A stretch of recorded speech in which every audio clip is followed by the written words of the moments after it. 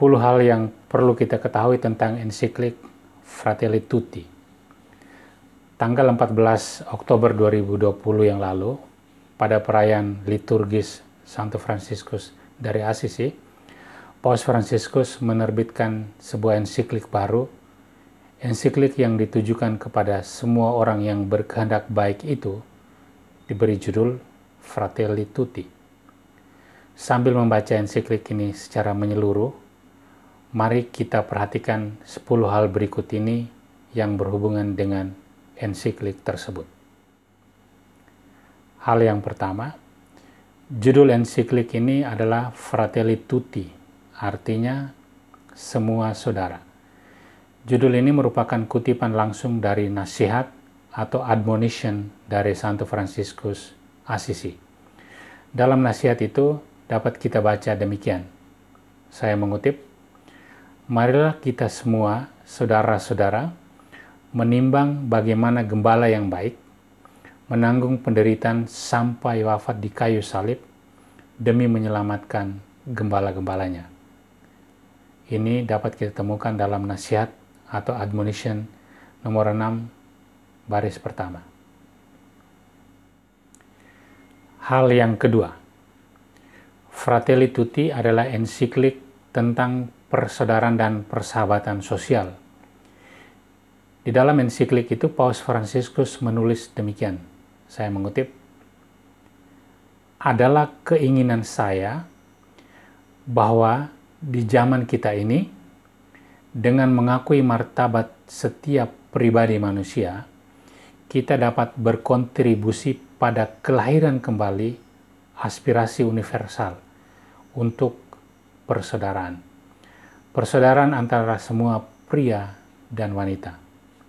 Ini dapat kita temui dalam ensiklik Fratelli Tutti nomor 9. Hal yang ketiga, Santo Fransiskus dari Assisi yang menjadi inspirasi bagi ensiklik Laudato Si, tetapi juga inspirasi bagi ensiklik Fratelli Tutti.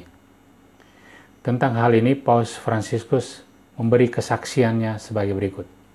Kutipan, "Fransiskus dapat menyambut perdamaian sejati ke dalam hatinya dan membebaskan dirinya dari keinginan untuk memegang kekuasaan atas orang lain."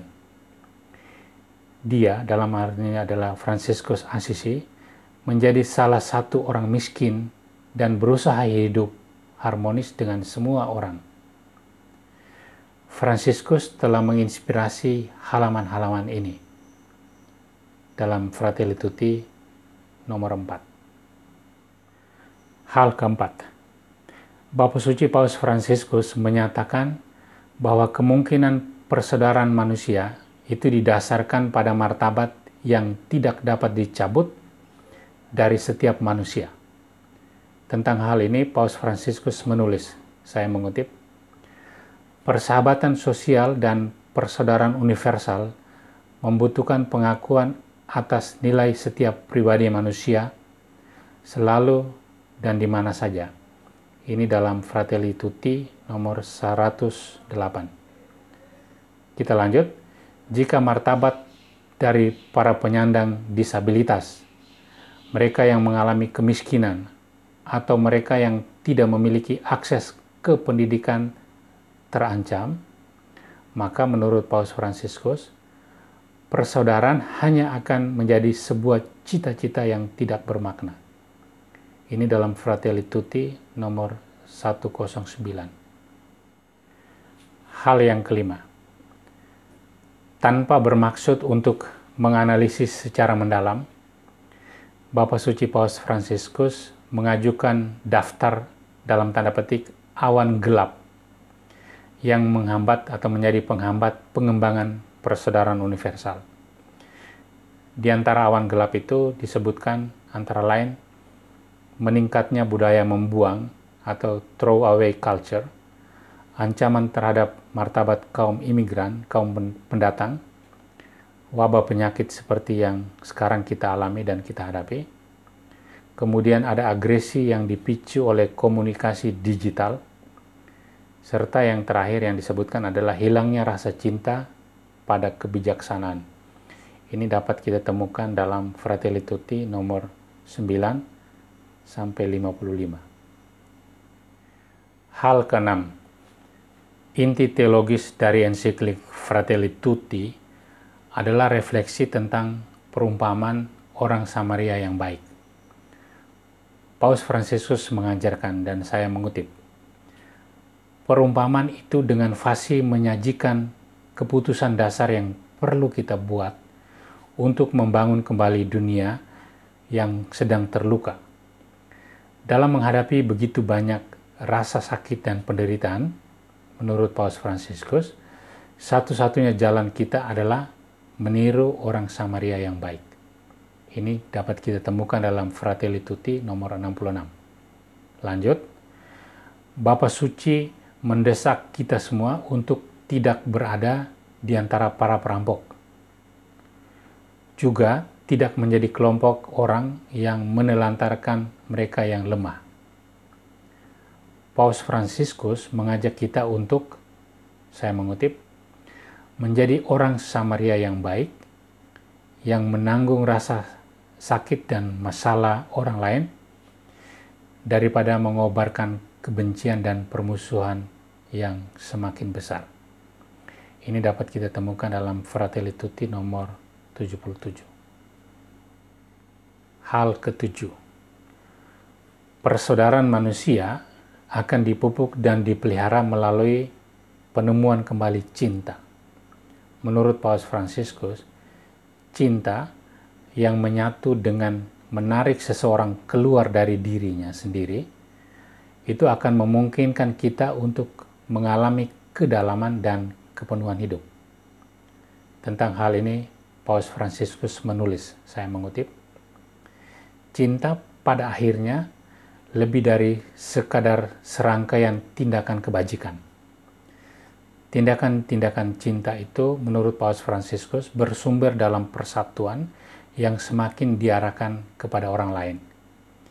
Menganggap orang lain atau mereka sebagai orang yang bernilai, pribadi yang layak, pribadi yang menyenangkan, dan pribadi yang indah, yang menarik, terlepas dari penampilan fisik atau orientasi moral mereka. Ini dalam Fratelli Tutti nomor 94. Hal ke-8. Paus Fransiskus mengimbau tentang pentingnya politik baru. Yang dia maksudkan dengan politik baru atau jenis politik baru adalah jenis politik yang benar-benar bertujuan untuk mencari kebaikan bagi semua orang. Mengenai hal ini, Paus Fransiskus menulis demikian, dan saya mengutip, kurangnya perhatian terhadap mereka yang rentan dapat bersembunyi di balik populisme yang mengeksploitasi mereka secara demagog dengan tujuan bagi diri mereka sendiri, atau bersembunyi di balik liberalisme yang melayani kepentingan ekonomi mereka yang kuat. Ini dapat kita temukan dalam Fratelli Tutti nomor 155.